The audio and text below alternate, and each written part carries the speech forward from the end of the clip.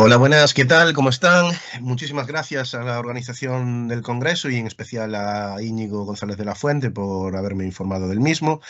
Voy a compartir pantalla para mostrarles esta presentación que tengo acerca de, bueno, los avances de un proyecto de investigación en el que estamos. Esto está encabezado en la Universidad de Zaragoza por Maribel Casas y participamos gente de diversas ciudades de España, en concreto Coruña, Madrid, Barcelona, la propia Zaragoza y Benidorm, y formamos parte de un proyecto del Ministerio de Ciencia e Innovación que tiene que ver con las culturas emergentes de precariedad móvil.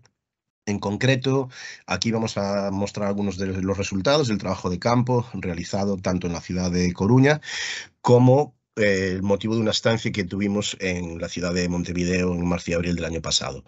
Algunas de las preguntas que nos estamos tratando de responder es acerca de las nuevas racionalidades del capitalismo. Es decir, en qué sentido hay continuidad o hay cambio a las aceleraciones que está sufriendo el neoliberalismo y cómo esto le influye a los que son nuestros principales sujetos de investigación, que son los riders, los repartidores de comida a domicilio, delivery en otras latitudes.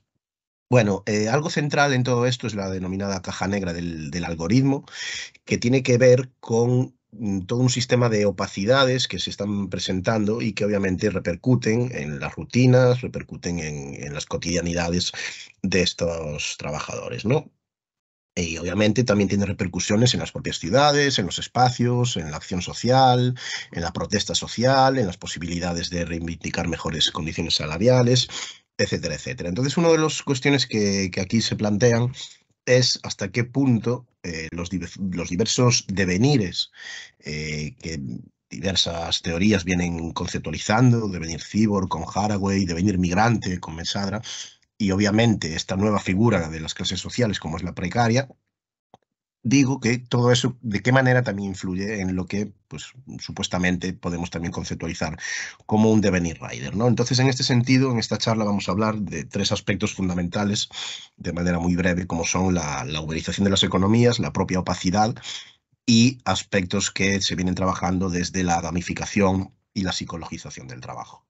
Bueno, por empezar por la economía de plataformas y la uberización, uno de los aspectos que más suenan en la actualidad es lo que tiene que ver con la flexibilidad y su relación con la autonomía en el mundo del trabajo, ¿no? Diversas compañías como las que analizamos, Globo, Just Eat, Deliveroo, otras cooperativas que también están saliendo en diversas ciudades, o por ejemplo en Montevideo, Rappi o Pedidos Ya, eh, tienen este discurso de sé tu propio jefe, trabaja sin jefes, créate tus propios horarios, sé flexible, poder compatibilizar los repartos con otras actividades o con el estudio. Entonces es un discurso pues, que bueno, refuerza un poco, ¿no?, esta autonomía. Entonces, ahí, contra esto, pues surgen diversos discursos por parte de los propios riders que, si bien algunos sí están muy contentos con esta forma de trabajar al aire libre, conociendo la ciudad, dando pedales, haciendo deporte y tomando pues sus propios gustos y su ocio como una extensión hacia su trabajo. Por ejemplo, nos encontramos con bastante gente, ¿no?, que le gusta pues dar pedales y que ya lo hacía antes de trabajar, etcétera, etcétera. También, por otra parte, nos estamos encontrando relatos que hablan precisamente de lo contrario, ¿no?, que esto es unas nuevas formas de, pues casi de esclavitud, en donde es irreal eso de que exista pues toda esa pretendida autonomía, ¿no? Incluso en la literatura, algunos al hablar de las nuevas racionalidades del trabajo, pues nos están hablando de la existencia de un neofeudalismo, en el sentido de que las propias configuraciones actuales del capitalismo, pues lo que hacen es generar diferentes estamentos donde no hay posibilidades de crecer y de subir hacia otros, ¿no?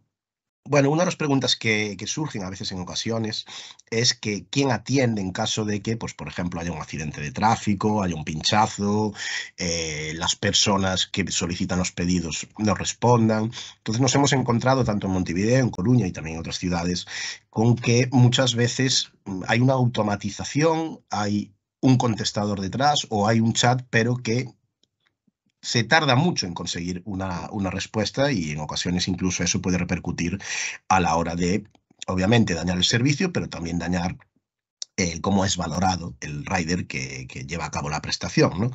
Además de esto, estamos tomando en consideración que muchas veces, la mayoría, la contratación no está sujeta a un contrato laboral al uso, sino que es más bien la aceptación de una prestación de términos y condiciones en cuanto a esa prestación de servicios, lo cual también influye en cómo estas plataformas en ocasiones van cambiando sus modelos.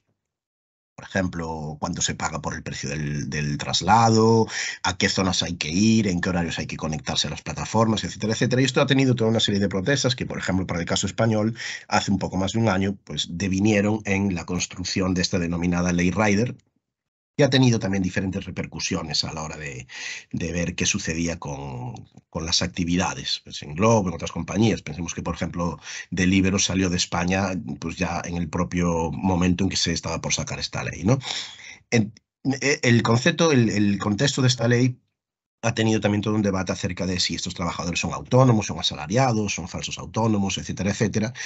Y estamos en un contexto en donde esta economía de plataformas tiene la centralidad en la digitalización, ¿no? Se trata de convertir todo tipo de señales, voces, tecleados, un montón de aspectos, pues si se quiere, semióticos, en datos y que eso se sirva para compartirlos en red, a lo que se suma el estar ante una infraestructura digitalizada que supuestamente conecta la oferta y la demanda, ¿no? Pensemos que la propia uberización de la economía surgió este concepto de Uber a partir de que sus creadores pues no encontraban un taxi en París, entonces esto pues que les preocupó, se les ocurrió generar Uber y de ahí hay todo un seguimiento más o menos de estas tendencias en otras plataformas, ¿no? Lo que se lleva a cabo entonces es una resignificación de los datos y en términos de Susana Zuboff estamos ante un capitalismo de la vigilancia en el que lo que somos es una especie de autogeneradores de excedentes conductuales en donde pues estas plataformas lo que tratan es de desarrollar todo un análisis e interpretación para resignificar nuestros comportamientos. Es decir, ya no estamos simplemente en conducir conductas a lo Foucault, sino en tratar incluso de predecir comportamientos, ¿no? Ante todo esto, en estas paradojas, ¿no? Existe por una parte una cara amigable de las plataformas frente a una realidad en la que se encuentran diferentes riders con una subordinación fuertemente estructurada. Uno de los discursos, un venezolano de 60 años que está en Coruña, pueden ver aquí que a pesar de las buenas valoraciones de los clientes, aparece ahí una bastante mala, ¿no? En cuanto a que el cliente dijo al llegar el pedido que este repartidor no coincidía con la foto que debería de aparecer, ¿no?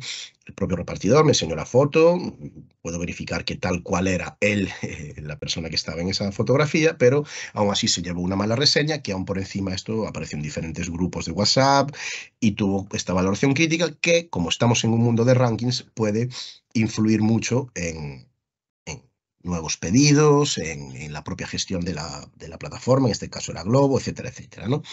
Bueno, además de estas economías uberizadas, otro de los aspectos bastante importantes para conocer qué se está dando, ¿no? en estas nuevas formas es lo que tiene que ver con la opacidad. Aquí aparecen dos fotos, es el mismo despacho, a un lado y a otro.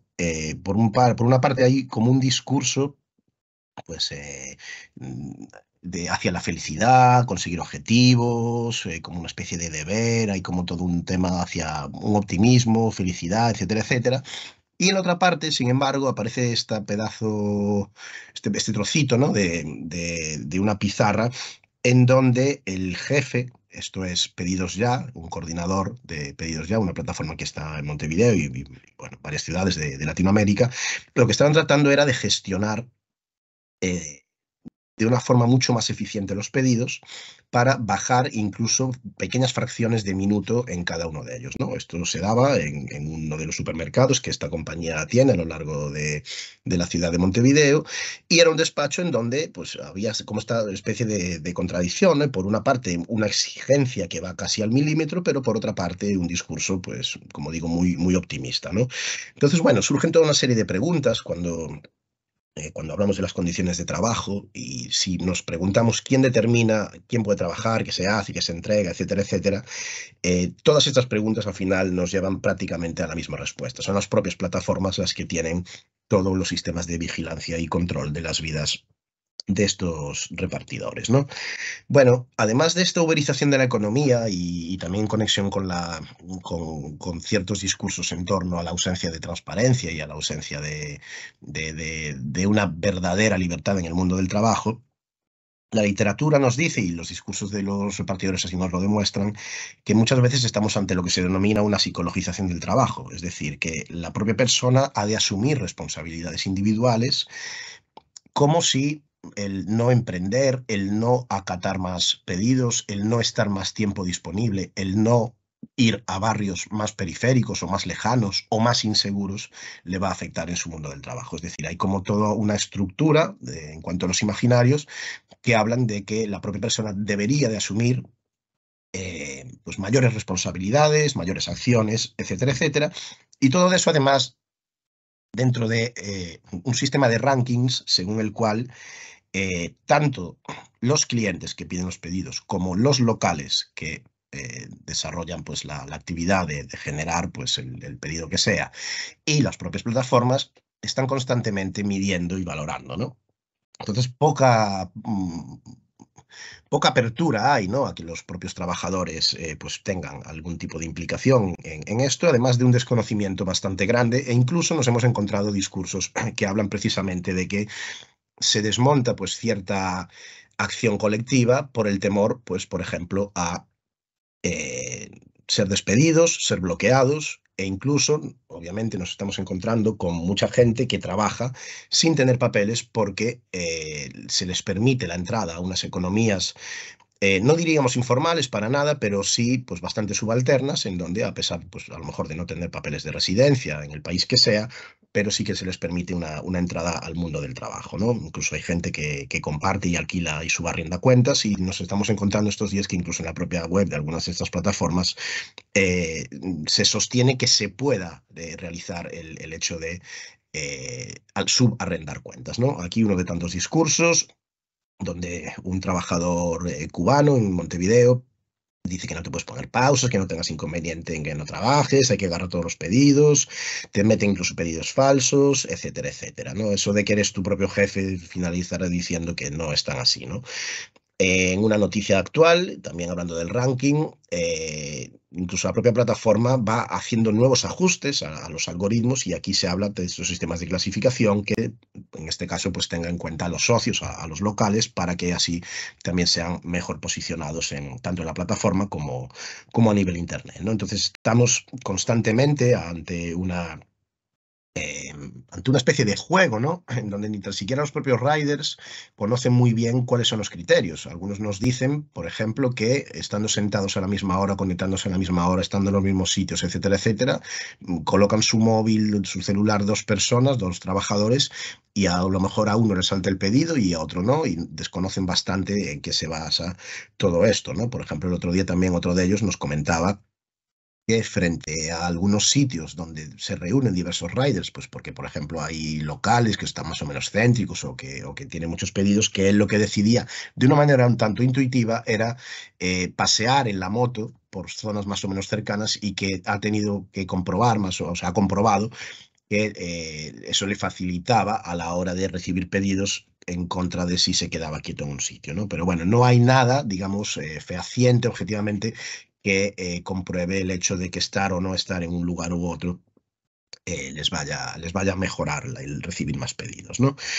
Entonces, bueno, con todos estos, digamos, características, ¿no? Que tanto la literatura como los propios discursos de los trabajadores de reparto nos tienen, podríamos concluir, así como esbozando algunas, bueno, teorizaciones, ¿no? A futuro, que muchas veces frente a esa opacidad del algoritmo, son los propios riders delivery los que tienen que de alguna manera tratar de predecir y de intuir lo que sucede, pues conectándose a otros horarios, tratando de ir a otros barrios, etcétera, etcétera. Es decir, no hay del todo por ahora un conocimiento, a pesar de que hay toda una serie de presiones, tanto por la propia ley, como ley rider, como por parte de la acción de sindicatos, etcétera, etcétera, a que haya una mayor transparencia. Por ejemplo, que una noticia, donde además aparece propaganda de Joaquín Sabina sintiéndolo mucho, donde se lee que las plataformas les sale mejor pagar multas que cumplir la ley, ¿no? Entonces, bueno, se critica, ¿no?, cómo está siendo aplicado ese reglamento, y ni que decir tiene que incluso o sea, de que en España sí hay esta ley,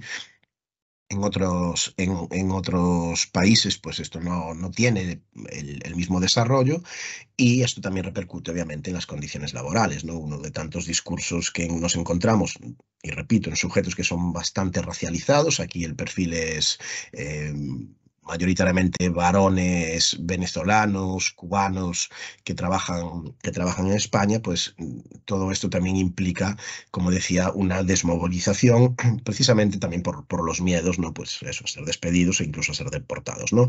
Entonces esto también tiene repercusiones en los paisajes, ¿no? El concepto de Apadurai, de paisajes étnicos, globales, raciales, etcétera, etcétera, pues está muy a la orden del día, y obviamente configura el hecho de cómo los escenarios locales, esto al fin y al cabo es algo bastante urbano por ahora, ¿no?, a pesar de que hay pretensiones de que se pueda extender a lo rural, pero es un modelo que cambia, ¿no?, la configuración de las ciudades. Por ejemplo, se encuentran los propios riders con quejas vecinales de que no pueden estar en ciertos lugares, o de que pueden ser pues perseguidos, ¿no?, por la policía, y buscados en torno a pues ciertos criterios raciales, ciertos criterios étnicos, ¿no?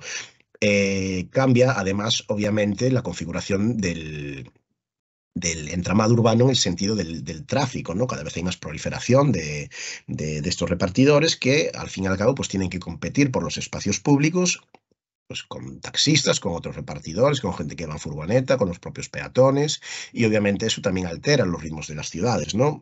Nos hemos encontrado discursos que incluso hablan de gente que decide pues ir a contramano, o saltándose señales, o a gran velocidad, precisamente por el hecho de tratar de acaparar más pedidos, ¿no? Con todo lo que eso implica en cuanto a temas de seguridad y circulación rodada, ¿no?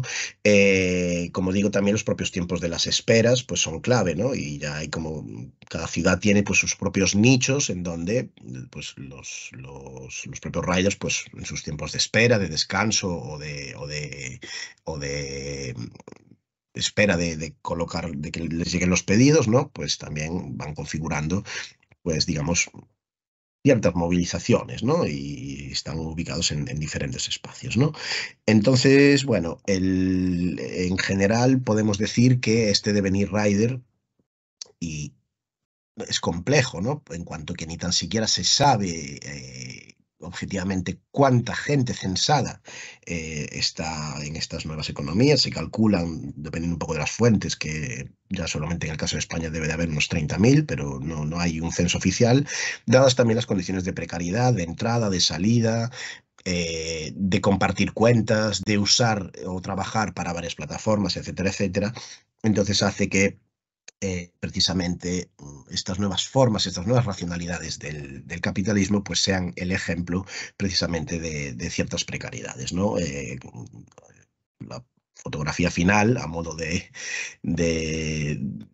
un poco irrisorio, ¿no? Pues esta persona que, aún sin ser repartidor, pues subía al perro como si fuese un ocupante de esta motocicleta, y bueno, pues intuimos que a lo mejor en un futuro no tan lejano estemos domesticando a mascotas, o utilizando robots para que nos lleven nuestra comida, y también será funcional de una economía cada vez más precarizada.